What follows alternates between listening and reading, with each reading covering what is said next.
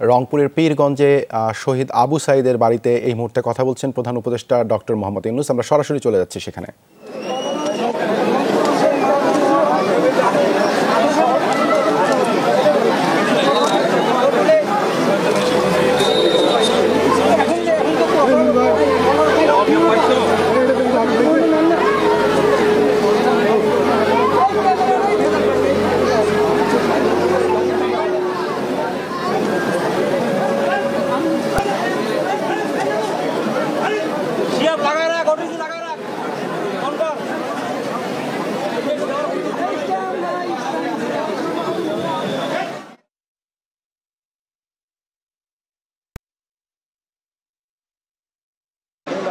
এখানে হিন্দু পরিবার হোক, মুসলমান পরিবার হোক, বৌদ্ধ, এখানে হিন্দু পরিবার হোক, মুসলমান পরিবার হোক, বৌদ্ধ পরিবার হোক, সবার ঘরের সন্তান এই আবু সাঈদ।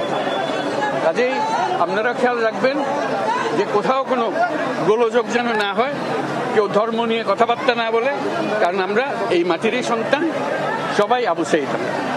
কাজে এদের সন্তানদের রক্ষা করা জাতি ধর্ম নির্বিশেষে এটা আমাদের এখন কর্তব্য। আমরা সেইটা কাজে এদের সন্তানদের রক্ষা করা জাতি ধর্ম নির্বিশেষে এটা আমাদের এখন কর্তব্য। আমরা সেইটা কাজে আমরা সবাই বাংলাদেশি, আমরা বাংলাদেশেরই সন্তান। আবু সাঈদের মা সবার মা এবং সবার মা আবু সাঈদের মা।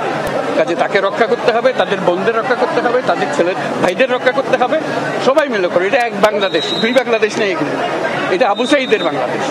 এই আবু সাঈদের বাংলাদেশে কোনো ভেদাভেদ নেই। কাজে আপনাদের কাছে অনুরোধ যে যেখানে আছেন ওই আবু সাঈদের বা যারা যারা আছে যেখানে আছে তাদেরকে রক্ষা করুন, কোনো রকম গোলযোগ হতে দেবেন না।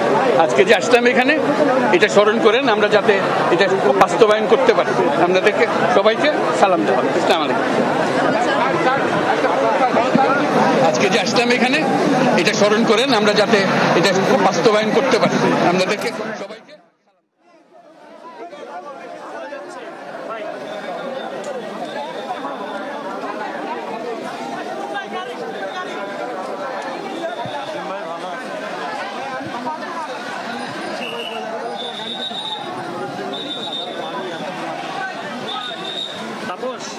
কেন বলছিলাম কর্ডলেসের কথা বুঝতে পারছো এখন? এই যে মাইকটা পাইলাম না, এই বাল কেবল আমি